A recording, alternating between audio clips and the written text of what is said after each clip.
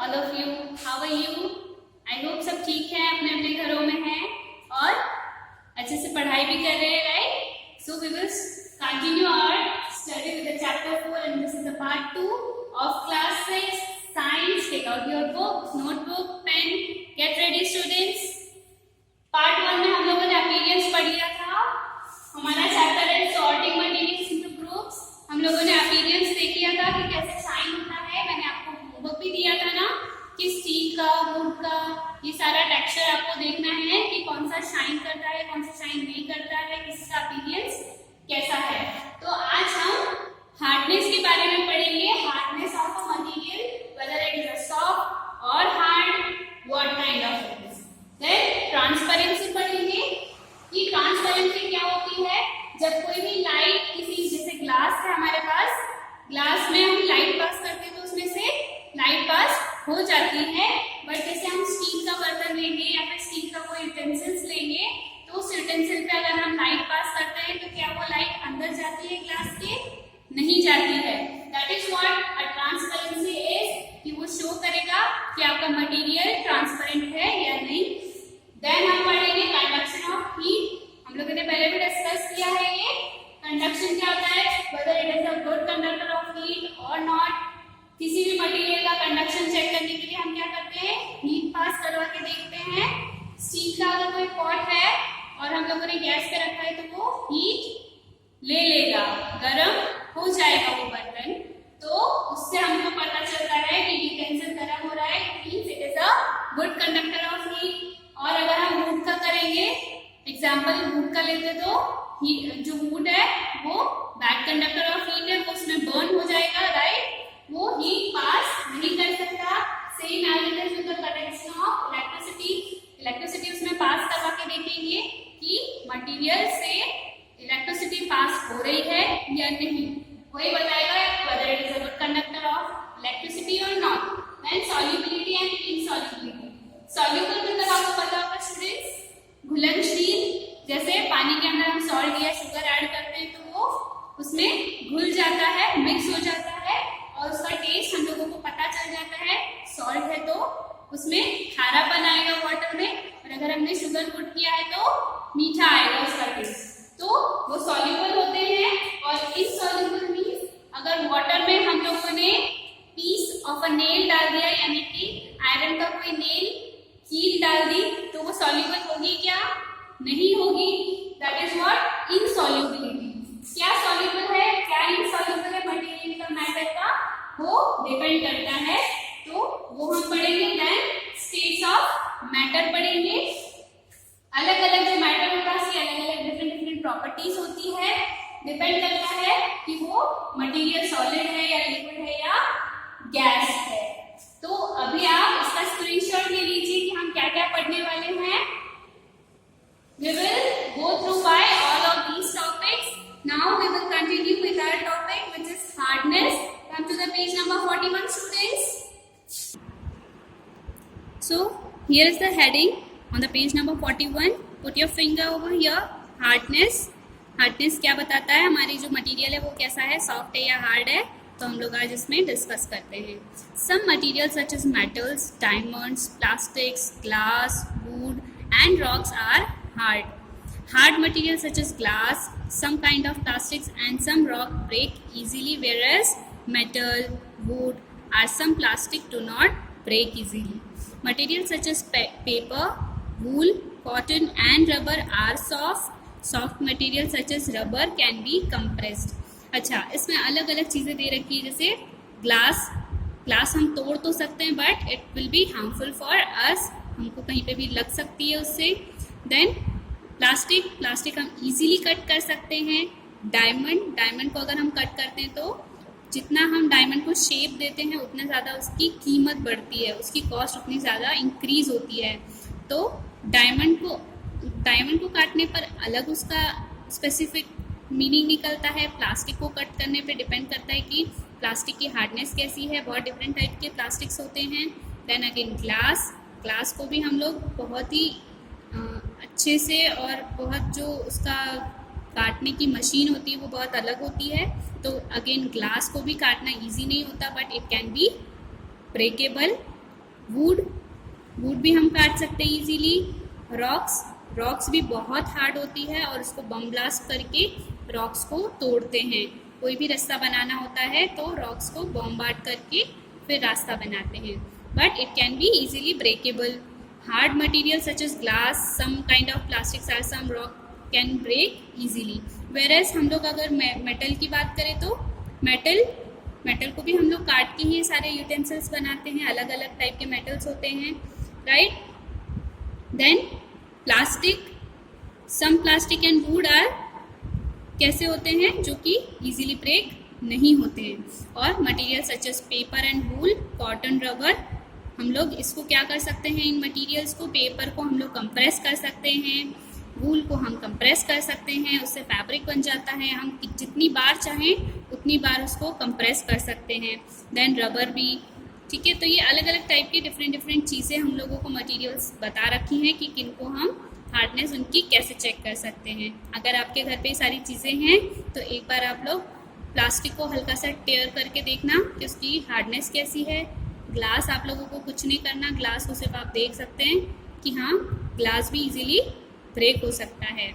But आपके पास में rubber होगा तो रबर को कंप्रेस करके देखना। अलग अलग डिफरेंट टाइप के रबर्स होते हैं स्टूडेंट्स, जिसकी इलास्टिसिटी पे डिपेंड करता है कि रबर कैसी क्वालिटी का है। Got it? सो हियर हम लोगों ने हार्डनेस भी चेक कर ली है। Now turn the page. Have you turn the page? Come to the page number 42 students. Object में फ्लोट और सिंक इन वाटर। कुछ ऑब्जेक्ट या तो उसके अंदर डीप इनसाइड चले जाते हैं और कुछ क्या होते हैं, फ्लोट यानी तैरते हैं। तो प्लास्टिक की बॉल अगर आपने खेला होगा अपने बचपन में या देखी होगी कि प्लास्टिक की बॉल पानी में डीप इनसाइड नहीं होती, वो ऊपर ही तैरती रहती है, अंदर नहीं जाती है क्योंकि वो प्लास्टिक की बनी होती है। और अगर हम आयरन बॉल ले यानी लोहे की, तो लोहे की बॉल जो होती है बहुत हार्ड होती है और बहुत ज़्यादा हैवी होती है, तो वो पानी के अंदर डीप हो जाती है, ठीक है। तो there is a difference in this diagram, you can consider it as a hardness. इसमें पता चल रहा है कि ये आयरन बॉल हार्ड होती है और हैवी होती, तो ये इजीली डीप हो जाती है, और जो प्लास्टिक की बॉल है वो डीप नहीं होती।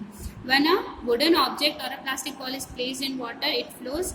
Wooden and plastic are lighter. क्यों? क्योंकि वुड और प्लास्टिक कैसा है, लाइट है ऑब्जेक्ट, तो ये पानी में तैरता है, बट आयरन नहीं होता।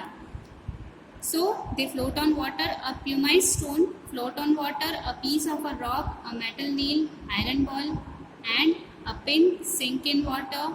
This is because these objects are denser than water. ठीक है, इसमें डेंसर बता रखा है कि वाटर से डेंस होते हैं ये सारी ऑब्जेक्ट्स, इसीलिए ये उसके अंदर डूब जाते हैं। और you already know that every substance has a mass. मैंने अभी आपको बताया था कि कोई भी ऑब्जेक्ट है उसका मास तो होता ही है। Mass is amount of matter in an object. उस ऑब्जेक्ट को रखने के लिए जितना स्पेस का ज़रूरत होता है उसको हम कहते हैं कि ये इसका मास है, ठीक है। Therefore if an object has a lot of matter mass in a certain amount of volume it is said to have a high density. Density in simple terms is how compact an object is. उसकी compactability बताती है कि वो object कैसा है, ठीक है। Volume और मास डिपेंड करता है उसकी मैटर के ऊपर कि हाई डेंसिटी उसकी डेंसिटी कैसी, हाई है या लो है। इन सिंपल टर्म्स हम लोग समझ सकते हैं कि compactability जो होती है ऑब्जेक्ट की उस पर डिपेंड करता है। Every pure substance has a definite density, whether the substance floats or sinks depend on the density of the two substances involved. इसमें भी हम लोग देख सकते हैं डेंसिटी के हिसाब से ही ये अंदर डूब गया है और ये प्लास्टिक लाइटर वेट का है, तो इसका जो मास है और इसकी जो डेंसिटी है वो कैसी है, कम है, इसलिए ये तैर रहा है। Now come to the transparency. Transparency क्या होती है स्टूडेंट्स? अभी मैंने आपको बताया था कि कोई भी लाइट रे है अगर ग्लास के ऊपर से पास हो रही है तो वो पास हो जाती है ग्लास में से, बट स्टील या आयरन में से पास नहीं होती। उसी को हम ट्रांसपेरेंसी कहते हैं। Transparency is a property of matter materials through which light passes completely are called transparent. Light अगर पूरी तरीके से उसके अंदर से पास हो रही है तो वो ट्रांसपेरेंट है material. Got it? We can see through a transparent material clear glass, clear water and certain type of plastics are transparent materials. जैसे आपने देखा होगा कि आपको जो स्पेक्स लगते हैं, अगर किसी को स्पेक्स है तो उसका जो ग्लास होता है वो किस चीज़ का होता है, या तो वो ग्लास का होता है या फिर वो प्लास्टिक का होता है. तो कई ऐसे प्लास्टिक्स भी होते हैं जो कि ट्रांसपेरेंट होते हैं, राइट. जैसे कि आपने पानी की बॉटल देखी होगी, मिनरल वाटर की जो पानी की बॉटल आती है उसमें से पानी हम लोगों को साफ दिखता है, यानी कि प्लास्टिक भी ट्रांसपेरेंट होता है. Got it? Any material through which light does not pass is called OPEC.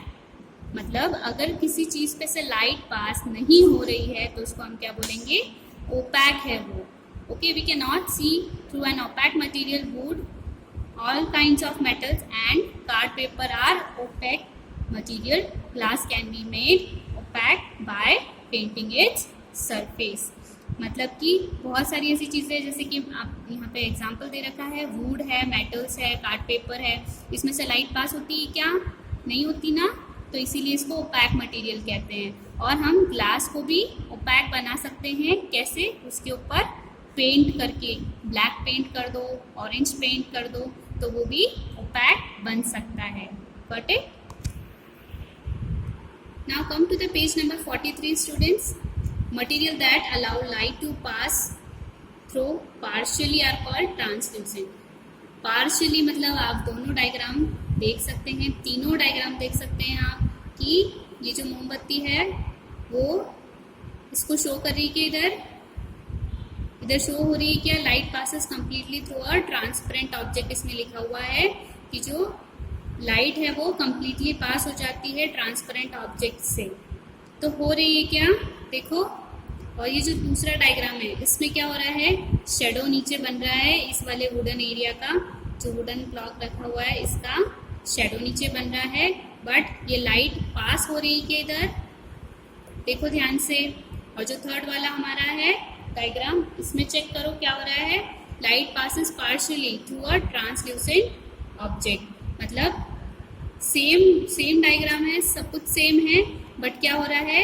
यहाँ पे हल्की सी इमेज आपको दिख रही है कि ये पॉट जो रखा हुआ है उस साइड, वो इस साइड हल्का हल्का धुंधला धुंधला दिख रहा है. मतलब ये क्या हो गया? ट्रांसल्यूसेंट मतलब पार्शियली, मतलब हल्का सा दिखना. इधर इसका एक अच्छा सा एग्जाम्पल इसमें डायग्राम में बता रखा है कि पार्शियली यानी हल्का हल्का दिखना. तो ये लाइट पास हो रही है और इधर जो रखा हुआ है उससे उसको शेडो हल्का सा इसका जो है दिख रहा है. तो यही इसमें ट्रांसल्यूसेंट का एग्जाम्पल दे रखा है कि क्या होता है. और हम लोग ट्रांसपेरेंट आगे डिस्कस करते हैं. Transparent, opaque and translucent materials have a definite uses. Can the either house be made of transparent material or a car entirely of opaque material? इसमें पूछा गया है कि पूरा जो अपना घर है वो ट्रांसपेरेंट मटेरियल से बना सकते हैं क्या, या फिर जो पूरी कार है वो एंटायरली हम ओपैक मटेरियल से बना सकते हैं क्या, जिसमें से कि लाइट पास ना हो.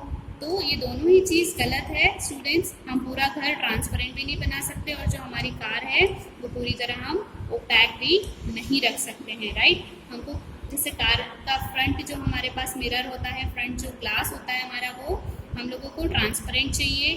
और कुछ हमारे पास जैसे उस फ्रंट वाले जो ग्लास पे ऊपर एक पट्टी लगा के रखते हैं कार के ऊपर, वो जो फिल्म होती है वो क्या करती है, हम लोगों को सनलाइट से एकदम से आंखों पर सनलाइट नहीं आए, इसीलिए वो हम लोग फिल्म लगाते हैं ताकि पार्शली हम लोगों को दिखता भी रहे कि बाहर क्या है ऑब्जेक्ट, और हम लोगों को सनलाइट से भी वो बचाता है.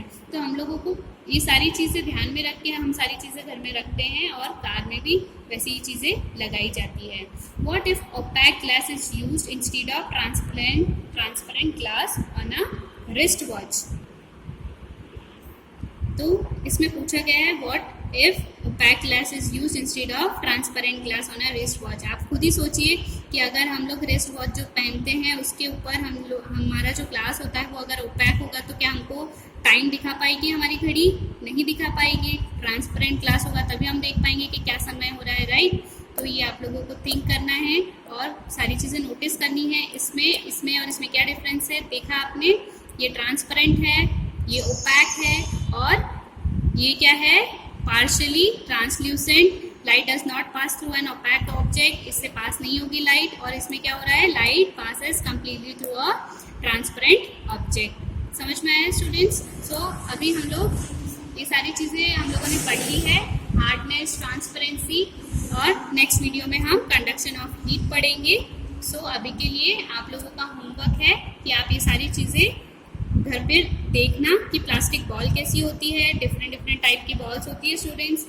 हम लोगों ने अभी जो ये टॉपिक कंप्लीट किया है उसमें तो आप लोगों को टेनिस बॉल है, आप जो फुटबॉल खेलते हो वो वाली बॉल है, और सारी डिफरेंट बॉल्स आपके पास जो अवेलेबल है उसको चेक करना कि वो कैसी है, लाइट वेटेड है, हैवी है, पानी में डिप हो रही है या नहीं। Got it? So thank you.